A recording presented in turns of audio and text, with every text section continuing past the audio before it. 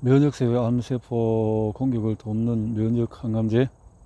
2002년 노벨상 수상자였던 지미 카터 전 대통령, 독실한 기독교 신자로 무엇보다도 도덕성을 강조한 인권 외교로 유명하다. 대통령 임기 후에 대북 수사로 여러 차례 북한을 방문했고 17년 전 핀란드 대통령, 또 전 노르웨이 총리, 로빈슨 전 아일랜드 대통령 등 디엘더스 회원들을 이끌고 평양을 방문하기도 했다. 2015년 지미 카터 대통령은 악성 피부암인 흑색 종인 발견되어서 수술을 받았으나 암이 다른 장기로 전이 되어 지속적인 치료를 받았다. 다행히 암은 점점 치료되어서 같은 해 12월에 자신의 이름으로 개최된 카터 성경거실에서 암의 완치를 공개 선언한 바 있다.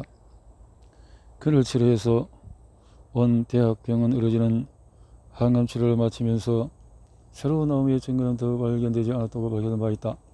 90세가 넘는 나이에 암 발병 4개월 후에 암의 완치를 언급했던 경우라서 화제가 됐는데, 당시 막 식품의약국 FDA로부터 인상 허가를 받은 케트루다라는 면역 항암제를 썼던 것으로 알려졌다. 내가 원하는 치료를 내가 선택하겠다. 2017년 9월 국가인권위원회에서는 암 환자들이 교대를 찾아와서 시위를 벌이는 모습이 눈길을 끌었다. 내 돈 써서 면역 항암제 치료를 받게 되는데 왜 제한을 하는가? 치료 선택권을 제한하는 것은 은연한 인권 침해다라는 것이 암 환자들 주장의 요지였다. 현재 국내에서는 면역 치료제와 면역 항암제 투여가 제한되어 있다. 국내에서는 면역 세포를 주입하는 치료는 간암의 경우에 면역 세포인 T림파구 주입 치료만 식약처 승인을 받은 상태다. 면역 항암제에는 폐암과 또 피부암인 흑색종에서만 사용 승인을 받았다. 그 외에 암 환자들의 경우에는 종합병원에서 면역 항암제 처방을 거절받고 요양병원이나 1차 의료기관에서 면역 항암제 투여가 가능한 의료기관을 찾아 오프라벨 처방으로 받아온 것이 현실이다.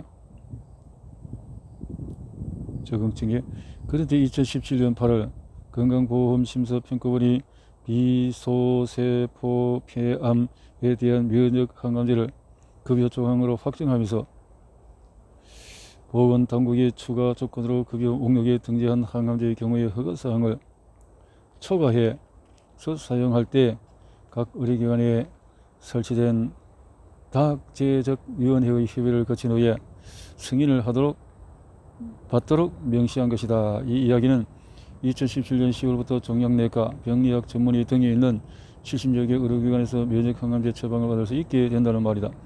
암 환자로서 면역 항암제를 처방받을 통로가 훨씬 줄어든 것이다.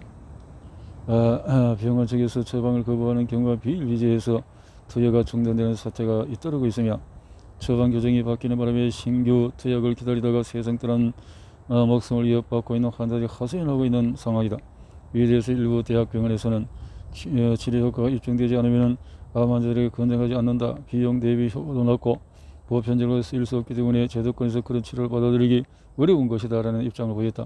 반면에 심사평가원 쪽은 공문이 내려졌다. 병원 자체적으로 종양내과 의료진들에게 이메일을 보냈을 텐데 열어보지 않았거나 환자에 대한 최종적인 책임을 져야 하는 의료진들이 책임 회피를 위해서 심사평가원을 언급했을 것이라고 설명한다. 여기까지가 최근 언론 매체를 통해서 보도되었던 면역 항암제를 둘러싼 이야기의 전말이다. 도대체 면역 항암제가 뭐기에 그렇게 난리가 난 것일까?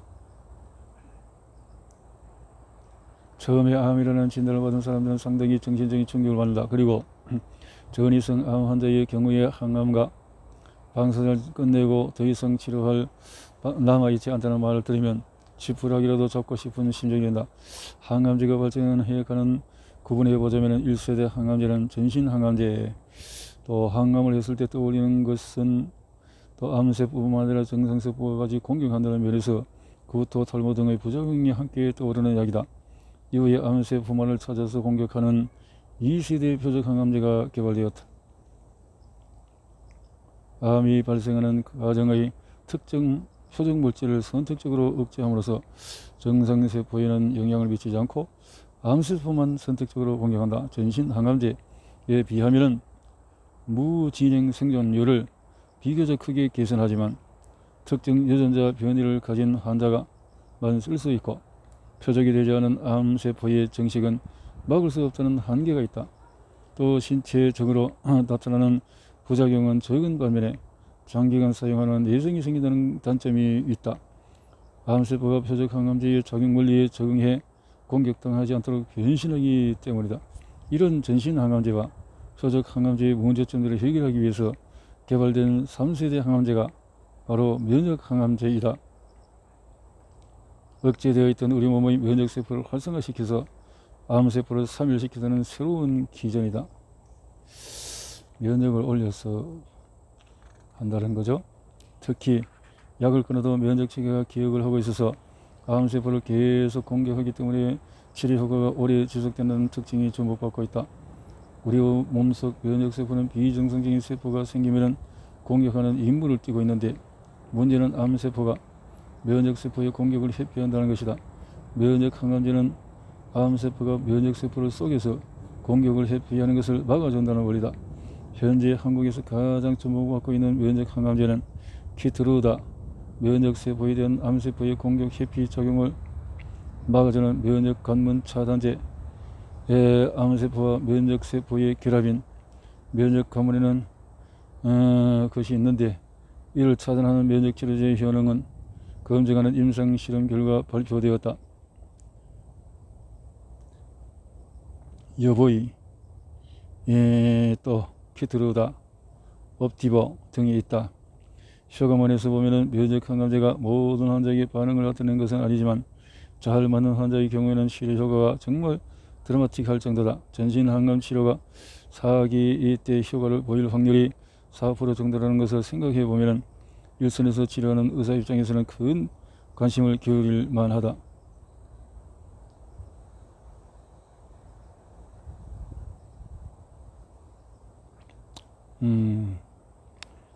2010년 들어서 면역 항암제 사이언스 네이처 표지로 실릴 정도로 항암 치료의 새로운 패러다임으로 자리매김했다.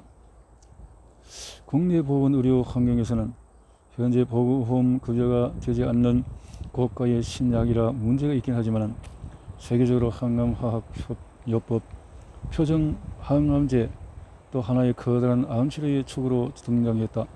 면역 항암제는 1차 항암제가 아니다. 주로 기존의 항암제가 효과를 보이지 않을 때 선택할 수 있는 대안이다. 환자는 항암제가 듣지 않으면 지푸라기라도 잡고 싶은 심정에서 모든 환자에게 치료 효과가 나타나는 것은 아니지만 실제 잘 맞는 사람의 경우에는 장기 생존의 효과를 보인다. 그러니 암 환자들 입장에서는 면역 항암제를 맞고 싶어하는 것이 어찌 보면 당연하다. 국내의 실제 진료 현장에서 소개를 하면은 비흡연자 이렇게 해서 6개월 만에 양쪽 피의 암세포가 거의 없어졌으며 잘 적응되고 있다. 48세가 2년 동안 생활에 문제없이 지내고 있다라는 거죠. 키트루드를 받은 후에 암세포가 줄어들어서 70세의 비흡연자인데 이분도 소세포가 이렇게 6주 만에 암이 줄어들었고 잘 치료가 유지되고 있다라는 이런 사례가 있네요. 면역세포 치료를 받으러 일본으로 가는 사람들이 있다. NK세포, 암을 직접 공격하는 중요한 세포인데 암 면역 활성도에서 NK세포가 많이 거론되다 보니까 검진 사업에서 많이 부각되기도 한다. 그런데 NK세포를 직접 활성화시킬 수 있는 방법은 자기 몸속 혈액에서 NK세포를 채취해서 배양을 한 다음에 다시 몸속에 넣어주는 것이다.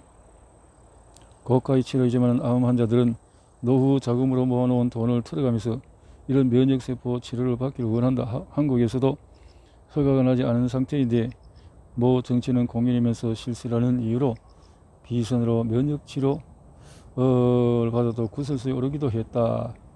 국내에서는 치료 효과가 검증 안 됐다는 이유로 제한을 받다 보니 상당수의 암 환자들의 면역세포 치료와 면역 항암제를 막기 위해서 아픈 몸을 이끌고 일본을 찾는다. 일본은 의사의 처령대로 면역 항암제 투여와 면역세포 치료가 가능하기 때문이다. 조선일보에서는 이 사실을 기사화하기도 했다. 일본의 메디컬 센터 중에서는 암 환자들을 대상으로 면역세포 치료와 면역 항암제 투여를 해주는 병원이 있다. 해당 기사에서 그 메디컬 센터에서는 전체 환자의 15% 정도 되는 한국인 환자가 매달 70, 80명이 마스 치료를 받는다. 상황이 이렇다 보니 일본의 암치료 병원을 소개하고 통역과 여행 편의를 제공하는 알선 업체들도 성업 중이라고 한다.